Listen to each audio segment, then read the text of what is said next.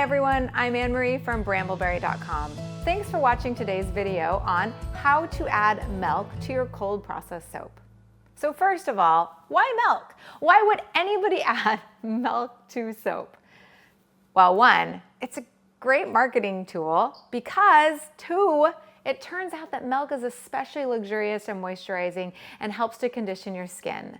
The myths about Cleopatra bathing in milk are true for a reason. Milk has something called lactic acid, which helps to naturally improve skin cell turnover, leaving you with more soft, luxurious, fresh baby skin after you use it. In fact, I am so sold on milk in cold process soap. I wrote an entire book about it. So this book came out just a couple years ago. It goes into everything you need to know about how to do all kinds of milks in your soap. Today, we're gonna be working with goat's milk. There's a lot of different ways to work with milk in soap, and I'm gonna demonstrate the two most common ways today.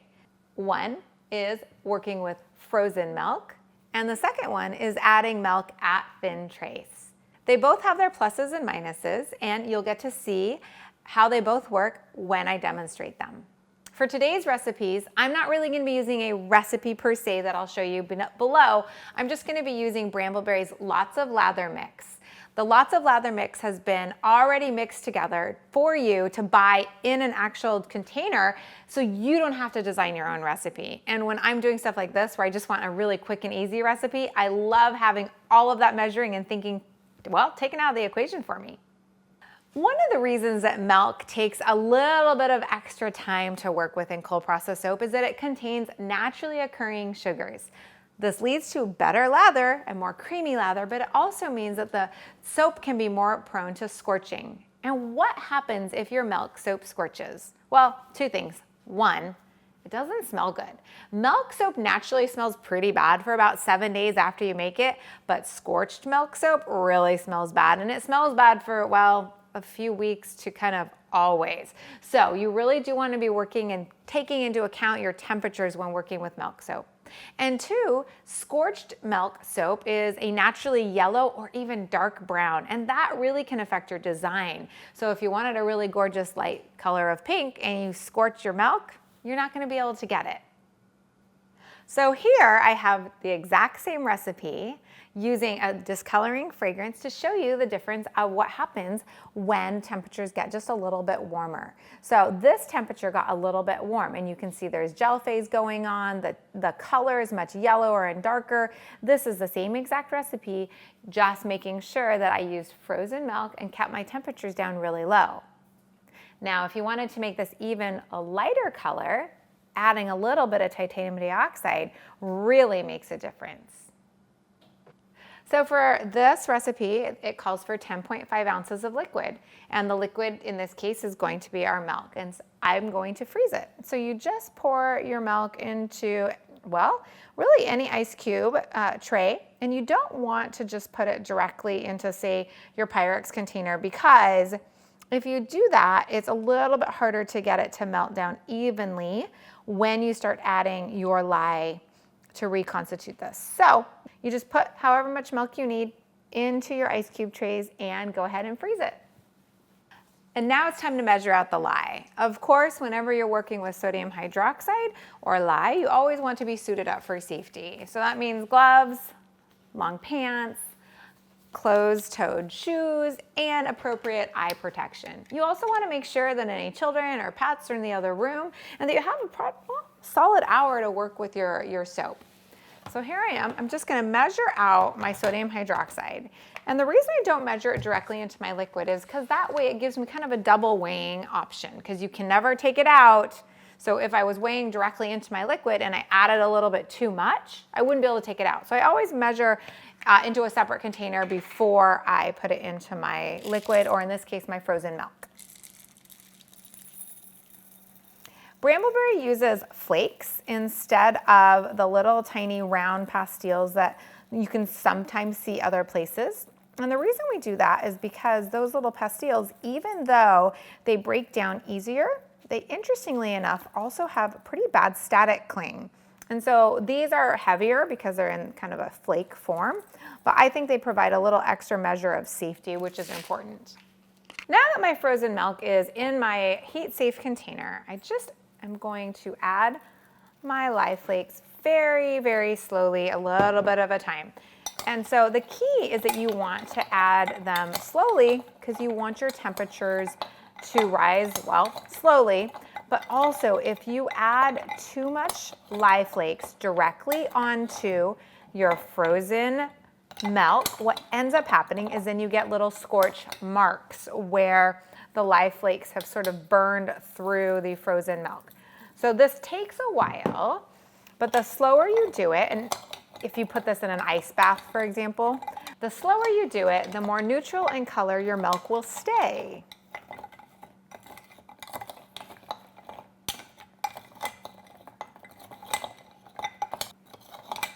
I can see that my cubes are just starting to melt down a little bit, which is great.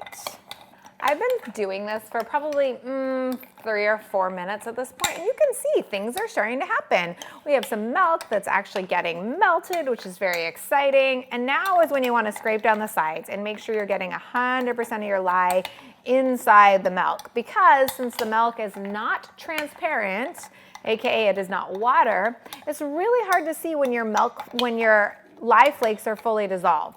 So in this case, we always want to err on the side of caution and overstir rather than understir.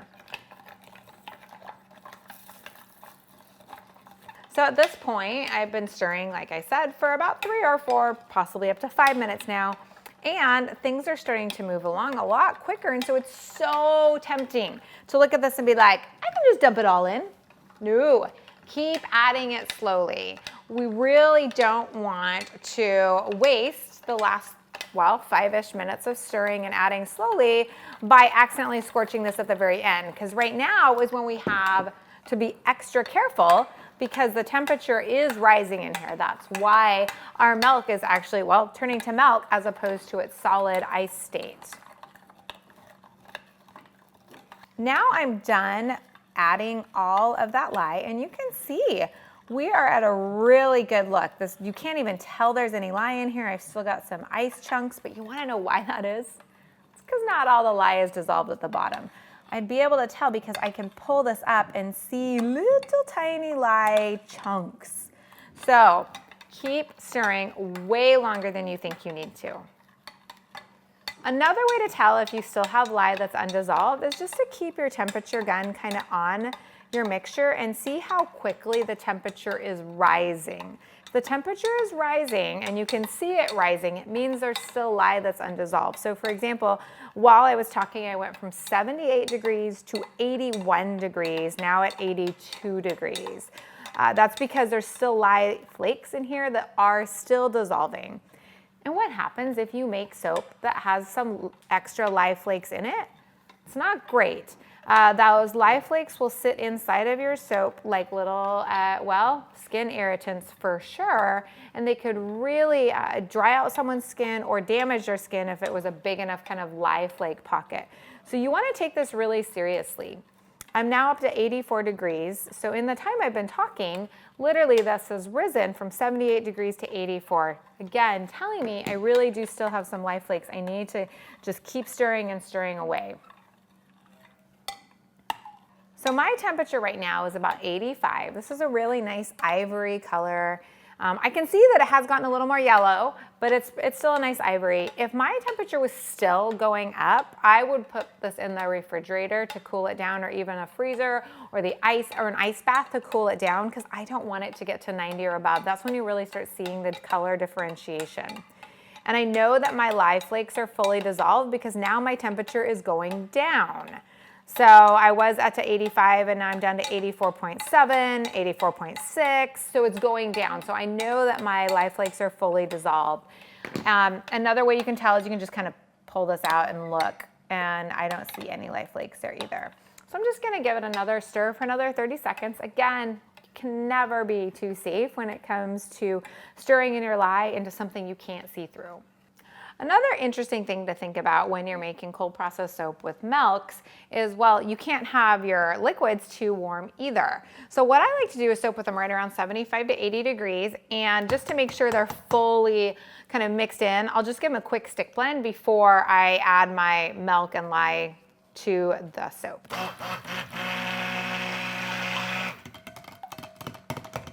One extra little safety tip I like to do when using any sort of milk-based lye solution is also to strain it. Remember we talked about the lye flakes? That would catch any errant lye flakes that maybe didn't fully mix in. So here I am just pouring my milk and lye solution through a strainer.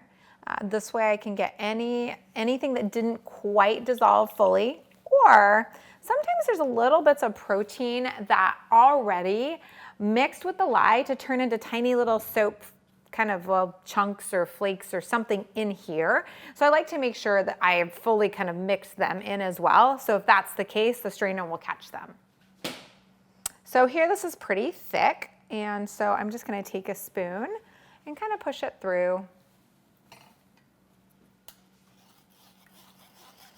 And that's just that milk protein binding with the lye and just turning into kind of a really mild form of soap already. And just get it all the way through, all done. And then this, of course, is still this is very lye heavy, so this goes directly to wherever you are putting all your lye containers. For me, I just put them directly in the sink right away. And for this, I'm gonna try and get a pretty thick texture on the top. So I'm going to get a very thick trace with this. Given the low temperatures, it should get to thick trace pretty quickly.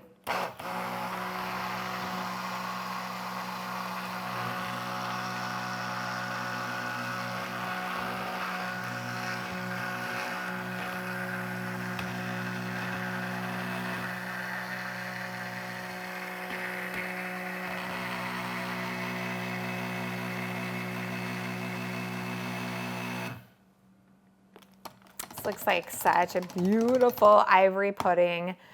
It's not quite at the trace I want it to be, but I'm gonna go ahead and add my fragrance to it now. I'm using Golden Oats from Brambleberry. This is part of Brambleberry's Farmhouse collection, and it's sort of a spin-off of one of our really popular fragrances, the Oatmeal Milk and Honey. It's got a slightly warmer tone. I definitely get honey notes in it. Of course, it smells like golden oats. It just is warm and inviting and homey. And in soap, it performs really well.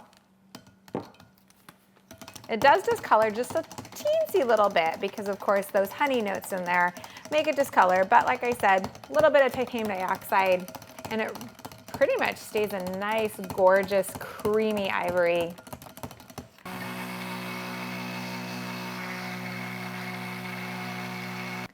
So I'm gonna pour this into a mold now, and you can see my trace is just beautiful.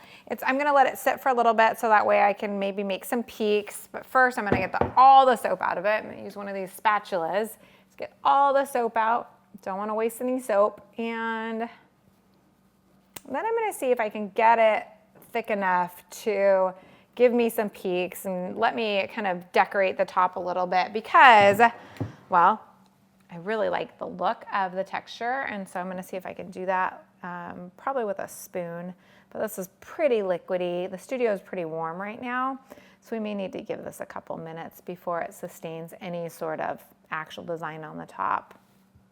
So this is a really delicate balance though, because I want to get this into the fridge or the freezer, depending on what you have space in, because I want to make sure I don't get gel phase. Because if I get gel phase, I end up with kind of this round circle, which is fine. It's just an aesthetic thing. It doesn't hurt the soap, but that's not the kind of look I'm going for. So it is a fine line between like, ooh, I really want a gorgeous top and I want it to be mounted, and I also need to get this in the refrigerator or freezer within, gosh, you guys, 2 to 4 minutes. That's as much time as you have to work with it because we really want to stop that gel phase. So this is giving me just a little bit. So I'm just going to go with this. I'm just going to build it up, toss some oats on the top of it, and call it good because I want a creamy white soap more than I want a textured top with a yellow scorched milk. And again, remember, after this sits in the freezer for 24 hours, you can pull it out. You are still gonna end up with kind of a weird ammonia smell no matter what you do for a solid 7 days after you cut it, but then it does go away.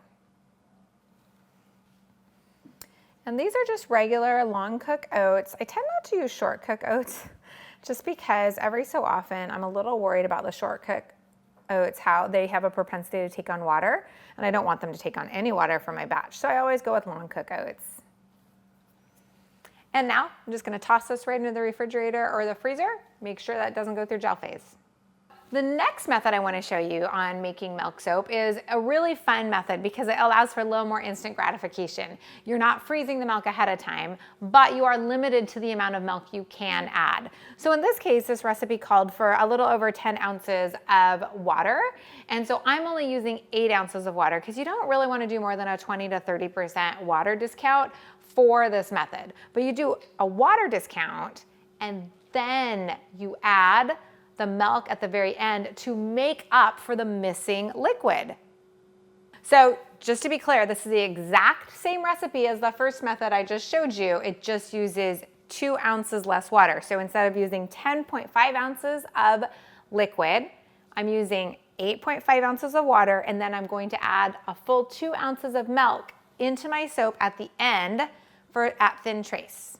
So in this case, my recipe is not gonna be 100% milk instead of water. It's gonna be a mixture. You'll still get a lot of the added goodness of that milk in your soap. And of course, if you're doing this for marketing purposes, you still get to say that this soap is made with milk. Now, since we are adding milk at the end, we still have that temperature variation issue. And so in this case, my lye water is about 77 degrees, and I'm gonna check my oils, but they should be right around 75-ish because we still need this entire recipe to stay at low temperatures, and we're not gonna want it to gel phase because if it gel phases, we scorch the milk anyways. Just like that first recipe, I'm just gonna go ahead and give this a quick pulse. Make sure my oils are fully homogenized and mixed up. So now I'm just gonna go ahead and make my soap recipe like normal. I do have my 2 ounces of milk already measured out to the side. And one thing I wanted to mention is if you wanted to reconstitute goat's milk, because like Brambleberry has powdered goat's milk or Brambleberry has powdered buttermilk, you can reconstitute powdered milks as well to get pretty much the same effect as using fresh goat's milk or say any sort of fresh cow's milk. So now I'm just gonna make my soap just like normal. This is the lots of lather base mixture, and it is the same amount of lye, but just 2%, but just 2 ounces less water because I'm going to add that 2 ounces in milk form at the end.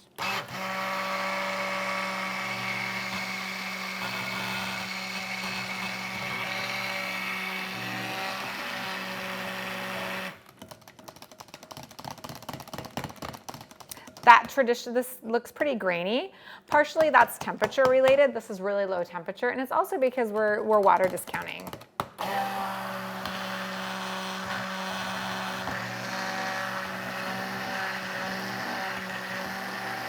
As our trace gets thicker, the graininess goes away, but when the trace starts to kind of lose it again, you'll see the graininess come back. It's really interesting.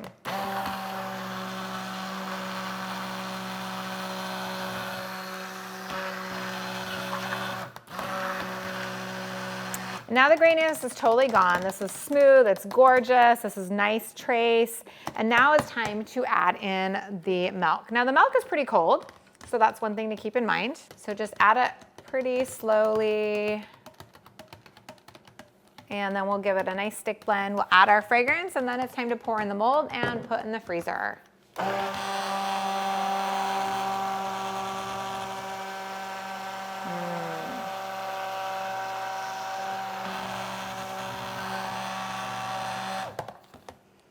And I'm going to be using, again, Golden Oats from Brambleberry. Honey oats, yum. That's why they're called golden, because they're nice and honeyed smelling. Oh, and toasted. They smell toasted too. Very warm.